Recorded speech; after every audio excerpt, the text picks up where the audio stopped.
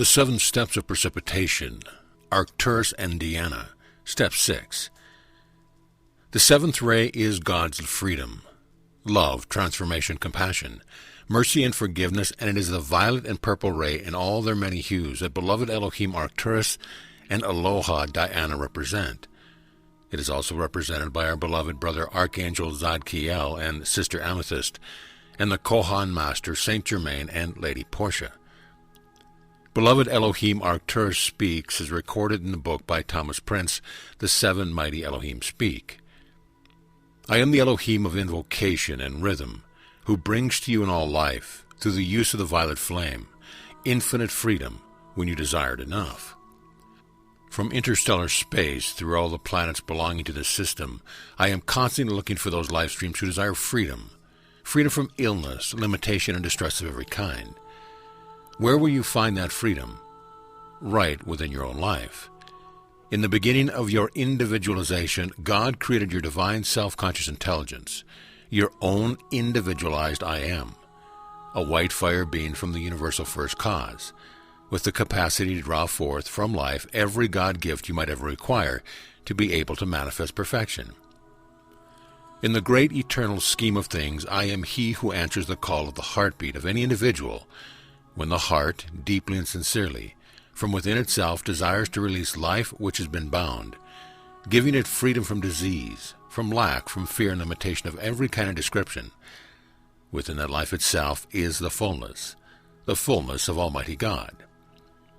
I want to bring you into your feeling worlds, the realization that within your own life is every quality and power you could ever possibly require to bring about God mastery for yourself and your fellow man. How I love you, sons and daughters of freedom. You are those who have chosen to give of your own life energy, in commanding and demanding from the universal law, gifts, powers, and blessings for this recalcitrant race, for this earth which we originally created in such perfection, which we designed in such love, which we fed with such constancy, and which has fallen into shadows that actually groans as it turns upon its axis. Life, which is light essence, quiescent, contains within itself all the power of the universal first cause, which created the system, the galaxy, and the entire universe to which you belong. This same light flows from the heart of the great central sun, through your own white fire being, then through your I Am presence, into and through your physical heart, animating your world. Within that light, beloved ones, is anything and everything that you require. From that same primal life and light, we created a planet on which you presently abide, as well as all the planets of the system. From that light do Helios and Vestos give to you the radiation of the sun in the heavens. From the same life has the beloved Jesus given you the miracles, marvels, and mastery which mankind recognize with more than ordinary feeling of gratitude, especially at the Christmas season. Today I urge you with all the intensity and pressure of my being to develop your life, develop the qualities of perfection which are within it. Call forth what you wish from the heart of that life which flows from God, and call to me, if you wish to release into outer manifestation, from within your own life, whatever powers, qualities, gifts, and activities are required to perfect your own individual world, and that of your fellow man. Wherever there is one life stream who sincerely desires freedom, and in constant rhythm, invokes and commands it, there shall I be to give that one assistance, until that freedom and physicality is manifest. In a drawing forth and developing of our solar system, the 7 Elohim, who are the builders of creation, are well qualified to bring to you an understanding of the conscious power of precipitation. Today, through this magnificent force field, we are writing upon your life consciousness with the energy of our feelings, giving you an explanation of the very activities in which we engaged. While drawing forth this universe from primal light, you in turn may give this gift to mankind. The radiation, power, and powers of the 7 Elohim and Aloha, and the constant application of the 7 steps of precipitation, if rhythmically and conscientiously called forth, will bring the life streams on this planet to mastery in the power of precipitation. We cannot urge you too strongly to follow through with the concentration upon the pattern you desire to manifest. to contemplate that pattern in its completeness, and then to practice, until that precipitation, following along through the steps we have given you, is made physically manifest, outpictured as the perfection of the design which you have been holding in your mind. 7 steps of precipitation. Let me review again the activities of the Elohim, so that I may show you where my part in the cosmic building fits in. First, the mighty Hercules, the will to do, the decision. Nothing ever can be accomplished here or anywhere else until the life stream, ascended or unascended, wills within itself to do, to act, to cooperate with some portion of the God intelligence. Second, then comes the quality of Cassiopeia, with his power of perception illumination, showing one the perfect thing to do, getting the clear picture of the pattern or design to be precipitated. Third, next comes the love of the mighty Orion, holding constantly to the original pattern and vision of perfection, and feeding the feelings of divine love and light into it, until the complete manifestation appears. Fourth, the purity of beloved Claire, the Elohim of purity, holds the perfect pattern steady and unchanged, holding to the purity and symmetry of the original design. Fifth, then comes the quality of vista, concentration, and consecration, the power to stay with one pattern and one idea until it is lowered into form, instead of letting the mind flit from one design to another, for in such procedure, nothing at all is made manifest. You see, it is in the following through with the mathematical science of precipitation that you gain mastery and results. Sixth, as our beloved brother, the Elohim of peace, serves life upon the 6th ray, ordinarily his activities would come next. However, in the activities of precipitation, although I work upon the 7th ray, my quality of invocation and rhythm comes next and takes 6th place here. 7th, this last step is the sealing of the entire manifestation in the feeling of God peace, from the Elohim of peace himself. So far as the power of precipitation is concerned, the activities of our 2 rays are inverted. The rhythm of application. As I stated above, my specific contribution to the building of form is the activity of invocation in rhythm, of the constant feeding of the desired form to be outpictured with life energy, until it is not only a manifest thing, but symmetrically perfect as well. You see, the constancy of rhythm gives symmetry to the form to be manifest. Rhythm and constancy of application are absolutely essential in bringing about the manifestation of your desired design. If you will observe nature, you will easily recognize the absolute rhythm by which all creation takes place, the rising and setting of the sun, the incoming and outgoing of the tides, the recurrent seasons, all in an absolute and perfect rhythm. Those of you who have any practical knowledge of the value of rhythmic deep breathing will understand that in the balanced rhythm produced in the 4 lower bodies, by the use of the deep and majestic breath, there could be no disharmony that would remain in your feeling world for any length of time. For those who are subject to the expression of violent emotion, I can but recommend the practice of deep and rhythmic breathing, for you will find it an impossibility to stay in a state of discord and agitation if you will use the deep and rhythmic breath, feeling that you breathe the breath of the Almighty Creator, himself that slows down those agitated vibrations of the surging sea of emotion. In the early golden ages, beloved ones, when the archangels and the ascended masters just naturally walked and talked with unascended mankind, the magnificent perfection, which was drawn forth by the power of invocation, was brought about as a result of the understanding of the necessity for rhythm of invocation and application. This was necessary in order to have a constancy of outflow of the energy from above. This constancy of the release of perfection, called forth from the Godhead, made it possible for the atmosphere of earth to be kept completely free of disease, disintegration, and all manner of human shadow. In the world of form, mankind pays fairly regular attention to the rhythm of feeding the body, to the rhythm of doing that which affects the comfort of the other self.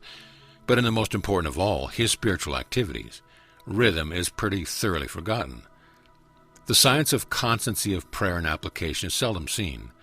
However, to draw forth a sustained visible flame into the physical appearance world from the inner realms would require a sanctified, consciously dedicated, and consecrated group of life streams who rhythmically, at a certain given hour, repeated day after day, would draw forth, by decree and invocation, the mighty concentrate from whence the flame would burst forth into visibility.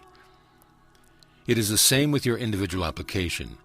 If you were to observe a certain rhythm and make your application your individual call at the same hour every day, you could draw a much greater concentrate of power and quicker accomplishment than you do when you make your application fit into the free hours which each day may choose to give you. It is the rhythm of the Mass of the Catholic Church and the rhythm of the various Christian religious services all through the centuries which has held the power of the Christian dispensation thus far. When you observe that same rhythm in your working hours, your time for sleep, your time for relaxation, holding to that symmetry which nature has given you, 8 hours for service, 8 hours for sleep, 8 hours for relaxation, you will have greater harmony in your feeling, better health in your body, and you will be able to draw forth from within your own life much greater perfection than you can in a spasmodic endeavor in either work or play. In the creation of this planet Earth, it was the joyous, willing desire of all the Elohim to come together rhythmically at a given time, for the time being forgetting, mind you, all the activities in which their consciousness were engaged in the creation of other planets and the other systems or galaxies. They poured their life into the design given them by beloved Helios and Vesta until that planet was completed. It was that unbroken rhythm of application on their part which made the earth so perfect in its symmetry and design, so beautiful and shining in its essence, and so magnificent a place for mankind to be able to take embodiment. Keep on keeping on. You see, nothing but your own giving up, abandoning your project before it is completed, can possibly prevent your eventual precipitation. When once the rhythm has been established, stay with your pattern until the energy required flows into it in rhythmic release.